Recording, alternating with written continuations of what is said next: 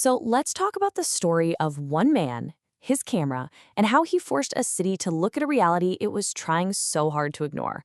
We're going to see how a photograph didn't just capture a moment in time, it actually changed the course of history.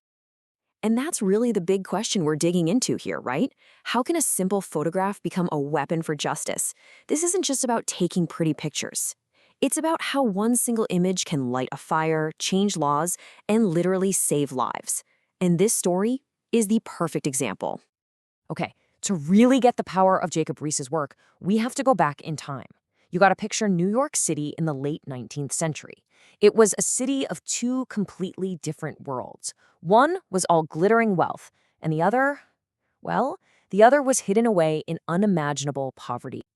And just look at this. This is shocking. This wasn't a temporary camp. This was home for a family living inside a literal garbage dump.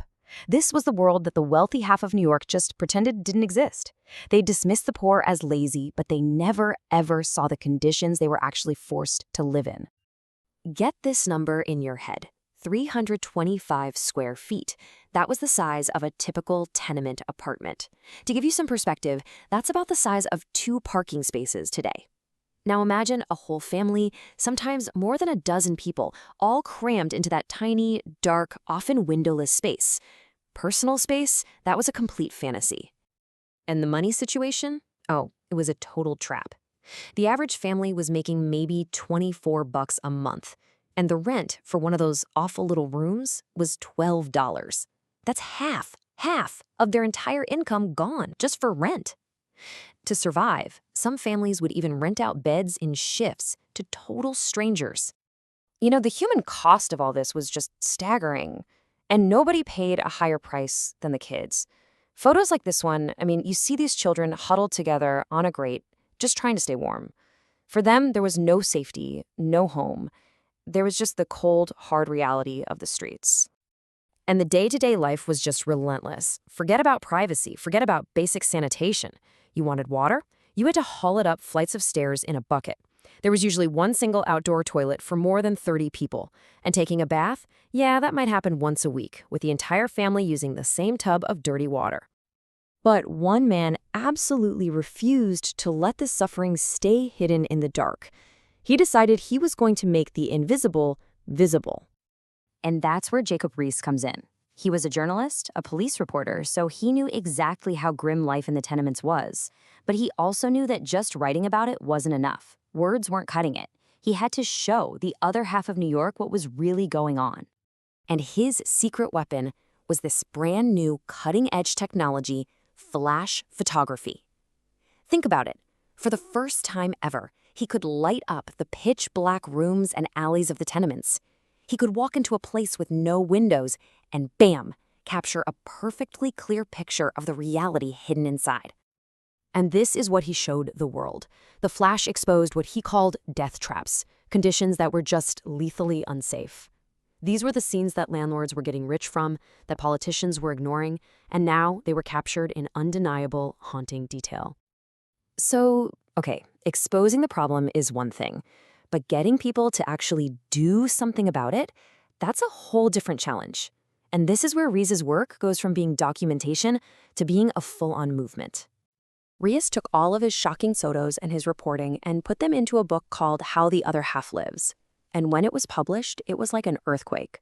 It landed on the coffee tables of New York's wealthiest citizens and just ripped away any excuse for ignorance. The private suffering of the poor was suddenly a very public, very political crisis.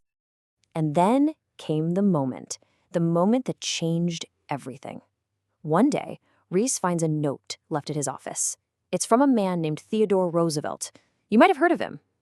At the time, he was the New York City Police Commissioner. The note was simple. It just said, "I have read your book, and I have come to help." And this is the kind of image Roosevelt saw. This wasn't some far-off problem. This was a police lodging house, something directly under his command. Riis's photos were the smoking gun. They were undeniable proof that demanded action right now. So now you have this alliance between the photographer and the politician, and that was the spark that ignited real, actual change. The fight for reform was on. Roosevelt didn't just take his word for it either.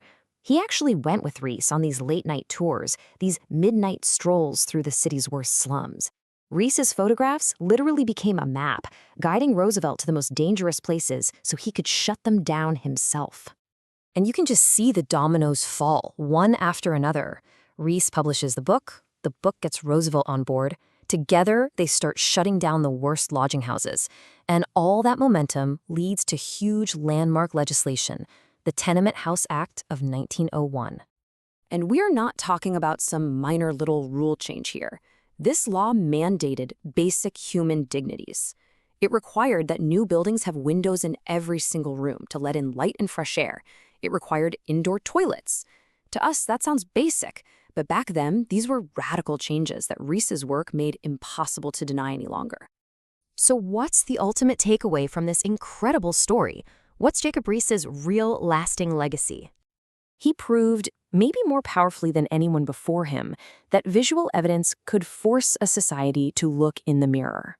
He forced people to confront the problems they wanted to ignore and to accept that one person's private misery is actually everyone's public responsibility. By giving a face to the voiceless, look at these kids again, Riis took his camera and turned it from a simple box that captures light into a powerful weapon for social justice, a weapon that literally reshaped a city. And all of this brings us to one last question, one that echoes from Riis's time all the way to ours. His work forced the government to step into what people then considered the private business of landlords. It raises a question we still argue about today. How far should the government go? Where do you draw the line between private life and public welfare? It's a conversation that Jacob Riis's camera started over 100 years ago.